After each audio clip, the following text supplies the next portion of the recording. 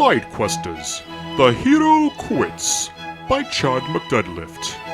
Read by me, not Chad McDeadlift. Chapter 1, The Prologue. It was on the 8th day in the year 300 of the 4th Age that the final battle commenced upon the slope of Deathblood Mountain. As the skies filled with smoke and fire burst from the erupting peak, thus came forth the last alliance of the peoples of Arizona.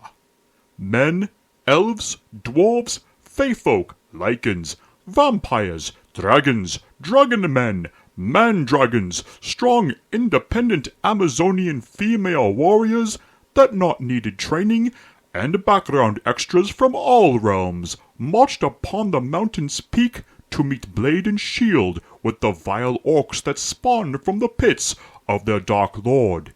It was he, Lord Wrathmore, the dark spawn of sin and darkness, that spread his darkness upon the land, covering it in a temporary yet semi-livable darkness.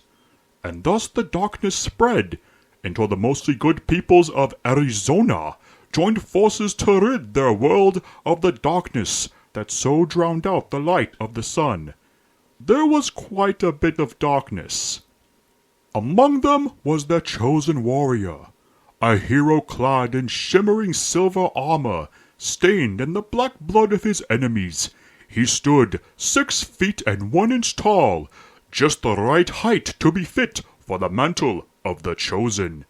His form was near masculine perfection. He strode upon the battlefield, sword thirsty for orc blood. Nary did he have need for a helmet, as all could see the brightness of his ocean blue eyes. Eyes as blue as an open sky, blue like glowing sapphire. His face had but perfectly speckled bits of orc blood upon his brow, and perfectly chiseled chin. The soft white of his white but semi-tan skin gave contrast to the blood that ran down his face, and upon his slightly tanned beige but most definitely white skin sat the short cut of tapered blonde hair. Whereas peasants and other warriors had no need for such a precise haircut, he kept his short to the scalp, yet long enough at the top to run his fingers through if such a need were to arise. It made him stand out amongst those around him to show that it was he that held the title of Hero. It was also literally his name. His name was Hero. So it was that Hero charged forth into battle. With great precision he swung his massive sword. The hilt alone needed to be grasped by both hands, firm and strong. He held it tight upon its shaft and thrust it in and out and in and out of his foes. They moaned in pain with each penetrating stab of the blade. It was not long before he was ganged upon by the towering black and green-skinned orcs that he did swing his sword around, slapping one against the cheek with the blunt end of his blade. The orc choked as it tried to catch his breath. Before it was able to give a strike at Hero, the sword was shoved deep down into the orc's throat. Hero gloated at the glory of his kill, and took notice of the dragon riders that gave assistance from the skies above. The dragon riders came down upon the orc army, spewing forth jets of molten fire. The orcs screamed as their bodies burned and cooked to a well-done yet unseasoned crisp. One after another, they came flying down to rain fire upon the battlefield. So it was that the strength was so strong that many within the alliance wondered if perhaps they needed not fight at all, as the dragons had laid fiery waste to thousands within seconds. Not to be outdone by men riding upon fiery beasts of leather and wings, the Amazonian women warriors of the great area near the bay came rushing through the flames. The precision of their strikes was second to none, except only to the ferocity of Hero, for they looked up to him as he looked to them as his equal. When his other men, elves, dwarves, and mostly just about any other male struggled to fend off 100 enemies to one, a single Amazon was able to kill a single orc with barely any effort on their part. And they did so while shrieking their strong, feminine cries of war to the goddess of war that they all so passionately worshipped. So it was that orc flesh came ripping open from Amazonian steel with an almost bored, nonchalant effort from the strong, independent female warriors. With each kill, the Amazons would take turns posing upon their victory, allowing all to see the perfectly placed sunset that sat upon their backs. Their pose lasted for but a moment before they ran off to make for the next unenthusiastic kill. Hero pushed forth as the dragon riders and Amazons waged their warfare, as men, elves, dwarves, and others, too many to mention, fended off the hordes, while the background extras swung their swords and random flailings at non-existent foes to be added at a later time. It was upon the eruption of the next flamed geyser that the Dark Lord Wrathmore descended from the black gates of Black Death Mountain. At one point, the gates held the color of violet and gold, yet, as ages passed, many paid no mind to the ominous structure, as violet and gold was not as menacing as Lord Wrathmore had thought it to be. So, with flame in hand, he burned his gates to the charred dark that it now was. This enraged the Dark Lord, and set him upon a path to destruction. Lord Wrathmore came down upon the Alliance and swung his 8-bladed chain-linked fire axe, a weapon so ridiculously overpowered that only he could wield it. He stood over 8 feet tall, but not an inch over 9 feet. His armor, once violet and gold as well, was burnt black to match his gates and throne. From behind his obviously horned helmet glowed a pair of ruby-red eyes. With his crimson orbs, he stared off into the battle and brought his fiery chained mace axe flail hybrid, Wrathgiver, upon his foes, sending dozens flying back at a time. "Hero," Lord Wrathmore said in a deep, raspy, yet loud and growling voice. So it was that Hero and Wrathmore clashed. Though Hero was a mortal man, he was able to withstand each strike of Wrathgiver. One after another, Hero was struck upon his silver armor, giving scratch and slight crack upon its frame.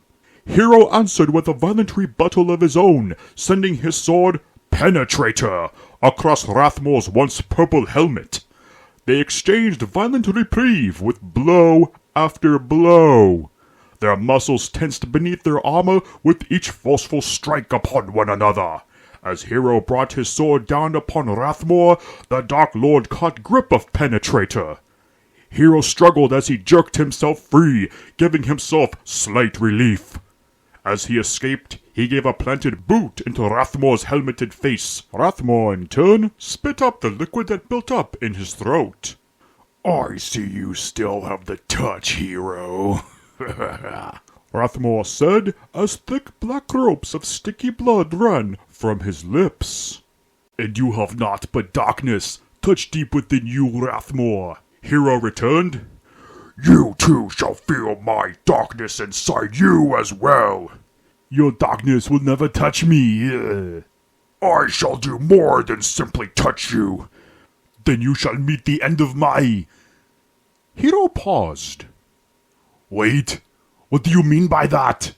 Wrathmore held tight his massive weapon and raised it up from the ground into the apex of his war-belted waist. He looked on as Hero stood posed for battle before felling his sword to his side. Hero shifted his eyes from Wrathmore to the battle behind him. He looked back at Wrathmore, who was standing with Wrathgiver fully erect and ready for further battle. This isn't working out," Hero said to Wrathmore as he dropped his sword.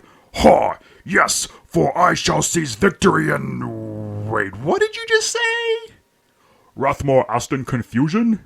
This isn't working anymore. What isn't working?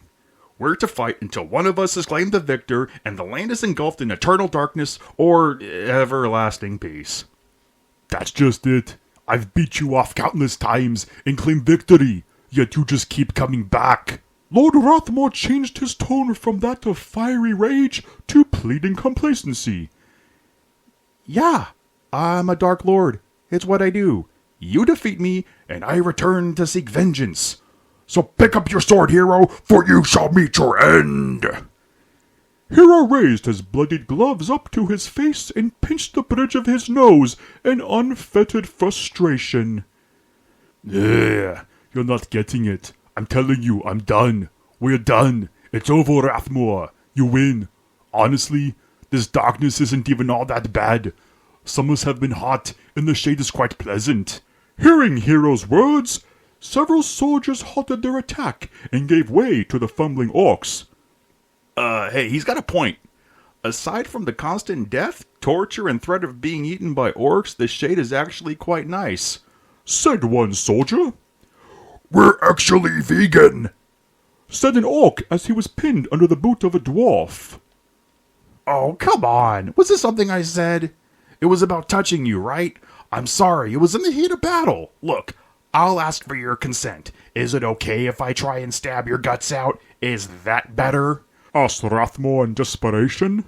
Look, you're just not getting it. I'm done. Do whatever you need. Me, I'm going back home. Hero said. You don't have a home. Wrathmore gloated. With the Dark Lord's words, Hero turned away and walked out between his army. All fighting had ceased as the alliance of the peoples of Arizona had decided enough blood had been shed. Without a worthy foe, the orcs packed their weapons and made the trek back to the inner sanctum of Death Dark Mountain. Hands were shook and fists were bumped as the dead were honored with the pouring of ale from casks that just so happened to have been brought by drunken dwarves to celebrate a premature victory. Wait, Hero! Come on! Come back! Please, I'm sorry! There, I said it. You do have a home. It's at the end of my blade! I'll even let you pick which weapon I use. Hero, don't leave me! Wrathmore cried out. A lone orc came up to Wrathmore, holding Hero's sword, Penetrator. Oi, Lord! Hero's sword! Thought you, might want it! With Penetrator in hand, Wrathmore looked on as Hero disappeared into the darkness. He's gone. He's really gone, Wrathmore said as he made his way back into the fortress of Deathrot Mountain.